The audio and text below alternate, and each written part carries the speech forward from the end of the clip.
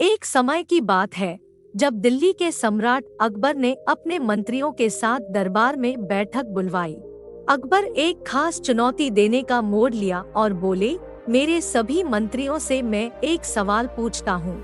वह जो भी मेरे सवाल का सही उत्तर देता है मैं उसे बड़ा इनाम दूंगा। सभी मंत्रियों का मनोबल बढ़ गया और सब तैयार हो गए उस इनाम के लिए जो अकबर देने वाले थे। तब बीरबल, जो हमेशा चतुर और विवेकी थे, ने धार्मिक और शिक्षाप्रद सवाल का सही उत्तर दिया। अकबर बड़े ही प्रसन्न हुए और उन्होंने बीरबल को उस इनाम का पता बताया। लेकिन अकबर के चलते कुछ लोग बीरबल को दुखी और ईर्ष्याशील महसूस करने लगे। थोड़ी देर बाद बीरबल ने वह इनाम लेकर दिल्ली की सड़कों पर जाते हुए एक गरीब और बेहोश व्यक्ति के पास जाकर उसे दिलाया। बीरबल ने उसके साथ कुछ पैसे और खाने का ढेर दिया और उसे स्वस्थ होने में मदद की। इसके बाद बीरबल अकबर के सामने आए और उन्होंने बताया कि इसी गरीब व्यक्ति को उस इनाम की आवश्यकता थी और उन्होंने उसे देने का निर्णय लिया। अकबर ने इस घटना से बहुत सीख ली कि विवेक और दया की कीमत को समझना बहुत महत्वपूर्ण होता है। बीरबल की यह बुद्धिमत्ता और दया ने उसके दिल में जगह बना ली और उसने अपने दरबार को भी इन महत्वपूर्ण गुणों की प्राथमिकता देना शुरू किया। इस कहानी से हमें यह सीखने को मिलता है कि विवेक, समझदारी और दया की कीमत सबसे महत्वपूर्ण होती है। बहुत समय पहले की बात है। दिल्ली के सम्राट अकबर के दरबार में बीरबल नामक एक पंचायती व्यक्ति का पद था। बीरबल न केवल अपनी बुद्धिमत्ता से फामस थे, बल्कि उनके ताजुर्बे और चतुराई की कहानियां दिल्ली के हर कोने में प्रसिद्ध थीं। एक बार अकबर ने एक अद्वितीय प्रश्न से बीरबल की बुद्धिमत्ता का परीक्षण किया। अकबर ने पूछा, बीरबल, तुम यहाँ तक आने में कितना समय लगेगा?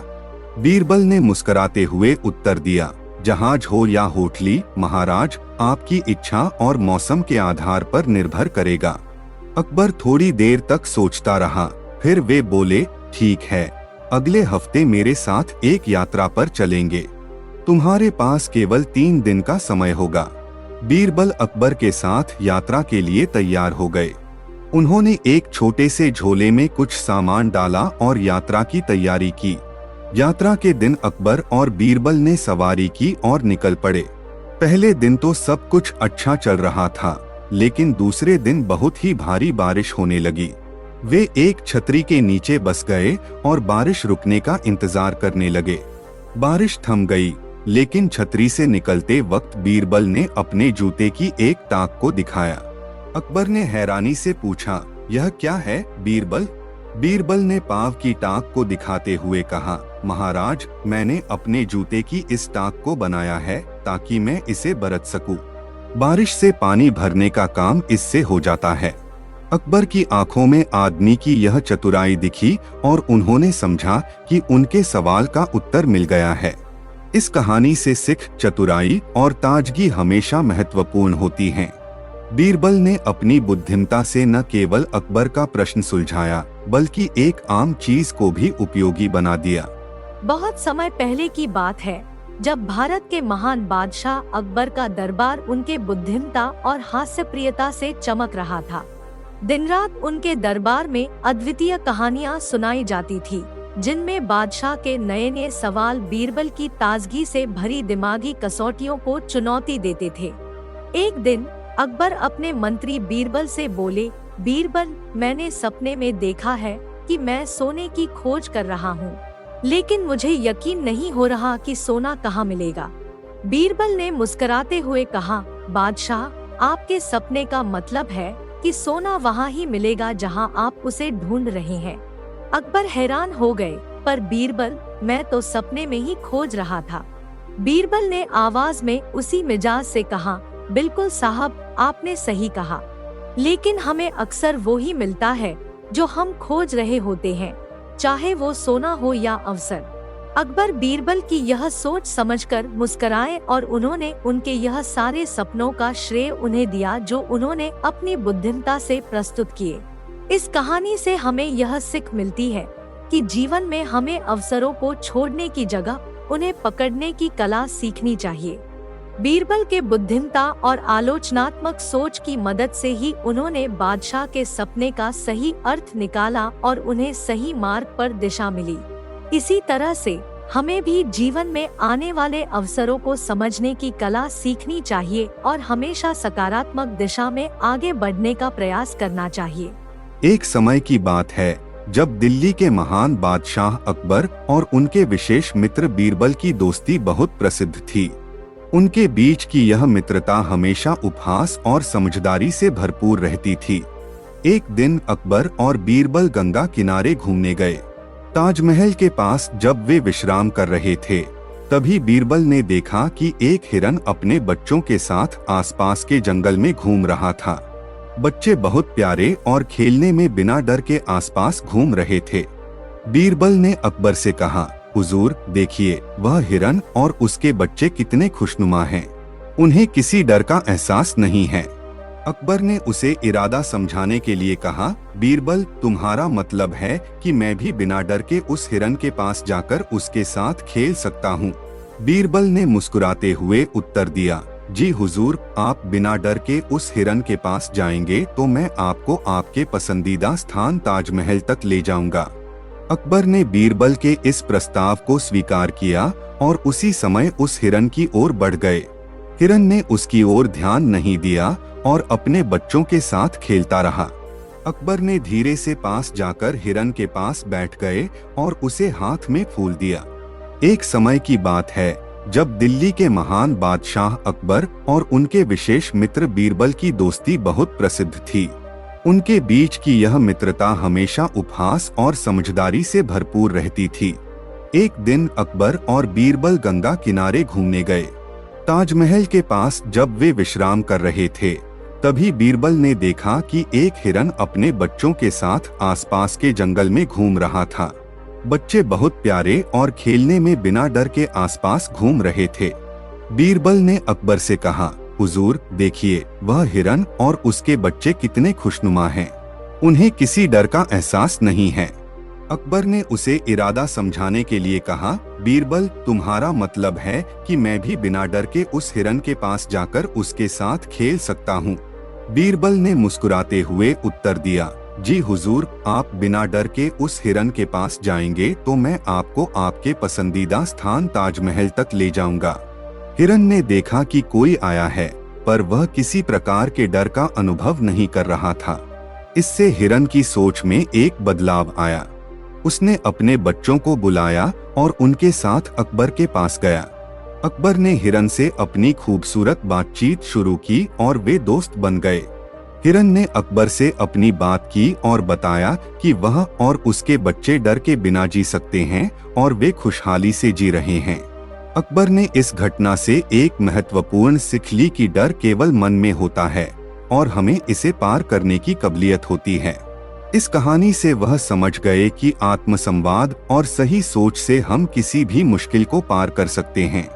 इस घटना के बाद अकबर ने बीरबल की होशियारी को और भी अधिक समझा और उनकी मित्रता और समझदारी का आदर किया। इस कहानी से हमें यह सीख मिलती है कि दोस्ती में विश्वास रखना और सही समय पर सही समय की पहचान करना कितना महत्वपूर्ण होता है। बगदाद के सुल्तान अकबर एक बहुत ही बुद्धिमान और न्यायप्रिय शासक थे। उनके दरबार में बीरबल नामक एक विदूषक और चतुराई से भरपूर व्यक्ति की सेवा करते थे। उनकी मनोबल और बुद्धि की कहानियां लोगों के बीच में काफी प्रसिद्ध थी। एक बार अकबर ने एक महत्वपूर्ण मुद्दे पर अपने मंत्रियों से सलाह मांगी। वह मुद्दा था कि कैसे सरकार को जनता के बीच में और अधिक पसंदीदा बनाया जा सकता है। सभी मंत्रियों ने अपने अपने विचार प्रकट किए, लेकिन अकबर ने उनमें से किसी भी विचार को स्वीकार नहीं किया। उन्हें एक नया और विचित्र विचार चाहिए था। वही रात को बीरबल अपने घर गए और सोचने लगे कि कैसे उन्हें अकबर को एक अद्वितीय समाधान प्रस्तुत कर सकते हैं। उनके मन में एक आलस्य विचार आया। वे सोचने लगे कि अगर कोई व्यक्ति सिर्फ उस व्यक्ति को सेवा करता है जो सबसे ज्यादा पसंदीदा होता है, तो वह सरकार और जनता के बीच में अधिक पसंदीदा बन सकती है। अगले दिन बीरबल ने दरबार में एक विशेष सभा बुलवाई और सभी मंत्रियों से यह कहने के लिए कहा कि उन्हें उनके सबसे पसंदीदा व्यक्ति का नाम बताने के लिए आना चाहिए। सभी मंत्रियों ने अपने पसंदीदा व्यक्ति के नाम लिखकर उन्हें प्रस्तुत किए। बीरबल ने सभी नामों को एक झोली में डाल दिया और उसे अकबर के सामने रख दिया। अकबर ने झोली से एक एक करके नाम निकालकर पढ़ा और देखा कि सभी नाम उसके ही हैं। यह देखकर उन्होंने बीरबल से पूछा, यह कैसे संभव है बीरबल? तुमने मेरे नाम से ही झोली भर दी है। बीरबल ने मुस्कुराते हुए कहा, महाराज आप ही तो सबसे पसंदीदा है, आपके बिना तो सरकार अधूरी है। अकबर ने बीरबल की विचित्र सोच की सराहना की और उन्हें एक बड़ी सवालिया मंत्रिपरिषद का पद दिया। इससे सरकार और जनता के बीच में और भी अधिक सामंजस्य बन गया और बीरबल की विचित्र सोच ने उसे एक और उच्च स्थान पर पहुंचाया। इस कहानी से हमें यह सीख मिलती है कि विचारशीलता और साहस से ही कठिन समस्याओं का समाधान निकल सकता है। दिल्ली के सम्राट अकबर ने अपने राज्य को एक साम्राज्य बनाने के लिए अपनी बुद्धिमत्ता और समझदारी से विख्यात थे। वे बाकी सभी सल्तनतों की तरह ही शासन नहीं करते थे, बल्कि उनके पास एक बुद्धिमत्ता का खजाना था। इसी बुद्धिमत्ता के साथ वे अपने मंत्री बीरबल के साथ नेतृत्व में उनके दरबार में आते थे। एक दिन अकबर ने अपने दरबार में एक रोचक प्रश्न उठाया, बीरबल क्या तुम बता सकते हो कि सच्चे मित्र कैसे पहचाने जा सकते हैं? बीरबल ने ध्यानपूर्वक सोचा और उन्होंने उत्तर दिया, महाराज सच्चे मित्र की पहचान उस दिक्कत के समय होती है जब वह तुम्हारे साथ खड़ा हो, न कि खुशियों में। अकबर थोड़ी देर तक सोचते रहे और फिर हंसते हुए बोले, बीरबल तुमने सही कहा है। कोई व्यक्ति खुशियों में तो कई मित्र बना सकता है, परंतु दुखों में वही सच्चे मित्र होते हैं जो आपके साथ खड़े हों। दिल्ली के सम्राट अकबर ने अपने राज्य को एक साम्राज्य बनाने के लिए अपनी बुद्धिमत्ता और समझदारी से विख्यात थे।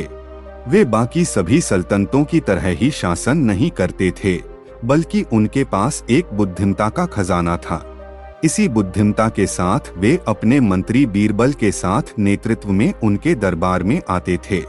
एक दिन अकबर ने अपने दरबार में एक रोचक प्रश्न उठाया, बीरबल क्या तुम बता सकते हो कि सच्चे मित्र कैसे पहचाने जा सकते हैं? बीरबल ने ध्यानपूर्वक सोचा और उन्होंने उत्तर दिया, महाराज सच्चे मित्र की पहचान उस दिक्कत के समय होती है जब वह तुम्हारे साथ खड़ा हो, न कि खुशियों में। इस प्रकार अकबर और बीरबल की यह मनोबलपूर्ण बातचीत दरबार में महसूस हो गई और सभी उनके दोस्ताने उत्तर को सिर झुकाकर स्वीकार कर लिए। यह कहानी हमें यह सिखाती है कि सच्चे मित्र को पहचानने के लिए उसके साथियों के साथ दुखों और मुश्किलातों में खड़ा होना महत्वपूर्ण होता है। अकबर और बीरबल की दोस्ती भी इसी सत्य का प्रतीक थी, जो समय के साथ और भी मजबूत होती गई।